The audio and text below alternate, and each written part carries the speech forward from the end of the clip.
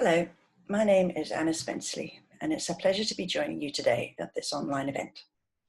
I've been working on sustainable tourism issues for the past 2 decades, and this year I've been focusing on assignments that analyse the impact of COVID-19 on the tourism sector and its implications for conservation, livelihoods, and sustainability.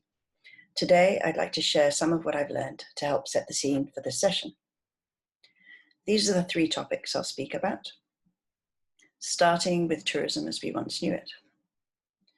Before the pandemic, we were trying to integrate the sustainability agenda into tourism, as this dashboard from 2016 illustrates.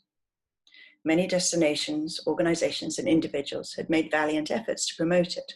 We have certification systems applying the global sustainable tourism criteria, international awards profiling exemplary practices, and booking platforms that highlight good actors.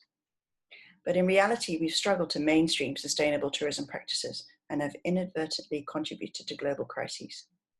Although there are notable exceptions, in general, we haven't fully managed to embed it across the government policies, within protected area management, in the business practices of operators, or in the mindsets of travelers.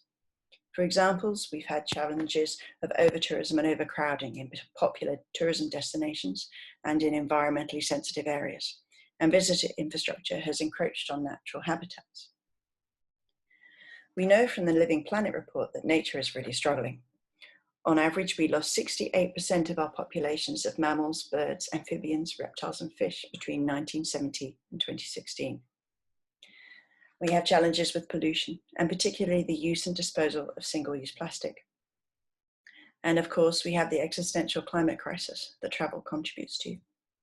The tourism sector has a high climate and environmental footprint, requiring heavy energy and fuel consumption and placing stress on land systems.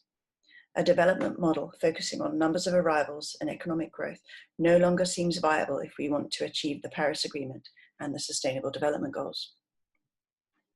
So that's how things were, and now we have the coronavirus pandemic too.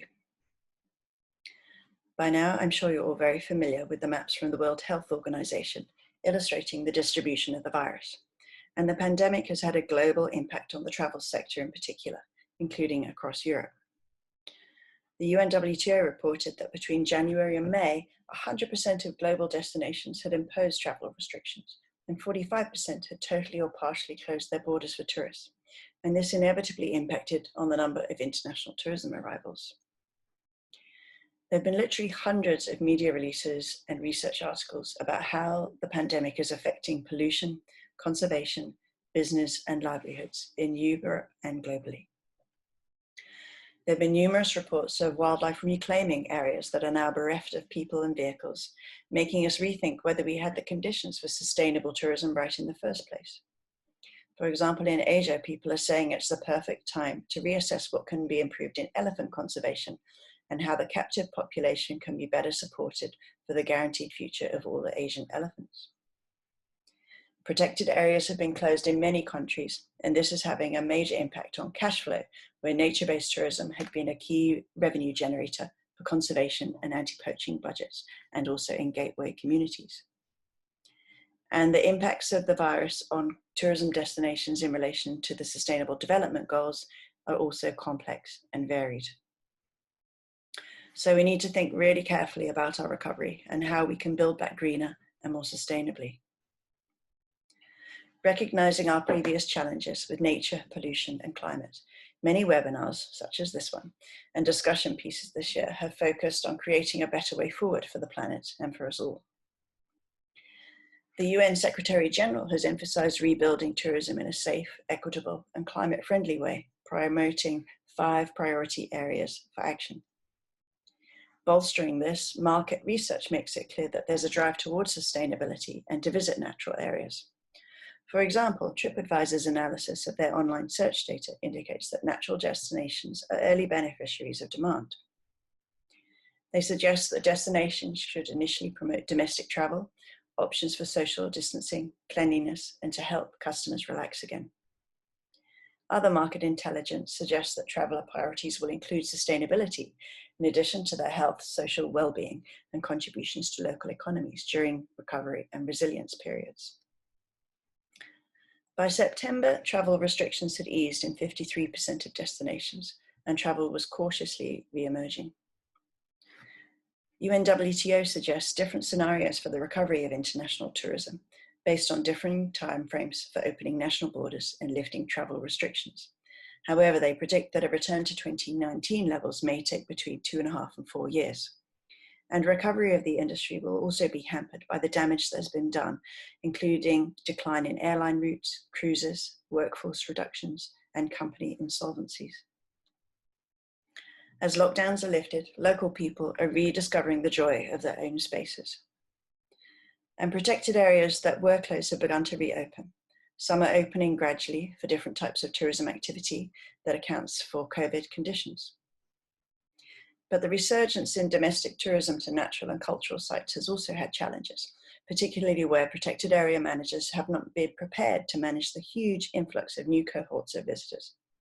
These influxes have left waste beside, including single-use plastics and disposable protective equipment like face masks.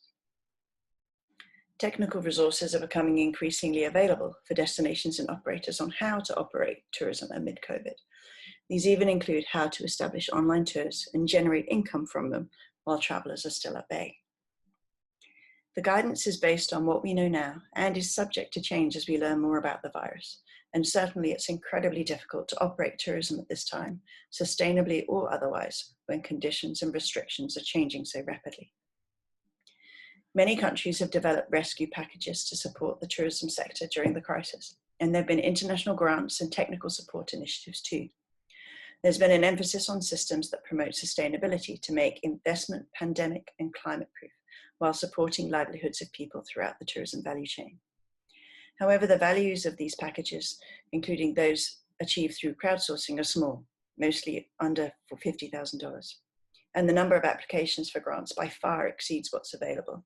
For example, the UNDP's Lion's Share received 1,600 applications from 106 countries, but so far has just made 9 awards valued at $400,000. More robust and longer-term solutions are needed to finance conservation measures. The 30 by 30 report, led by Anthony Waldron, maps out a series of financial and economic analyses and showing the value of expanding the protected areas and its sizable beneficial impact. This makes it clear that we need longer-term, more strategic approaches to conservation financing for biodiversity. During this period, we've seen excellent partnerships and coalitions emerge, or some that have been strengthened to work on COVID responses, including these examples. The energy and drive to improve across government, private sector, and civil society make me optimistic that there is real impetus to build back better and greener. And while tourism is reflected in targets of 3 of the Sustainable Development Goals, we know from experience that it can contribute to all of them. Collective action is needed to transform tourism's contribution to the 2030 Agenda and the Paris Agreement. The EU goals for climate neutrality and environmental protection remain at the heart of recovery and long-term strategies for tourism. I hope this rapid overview sets the scene, and I look forward to hearing from all the panelists. Thank you.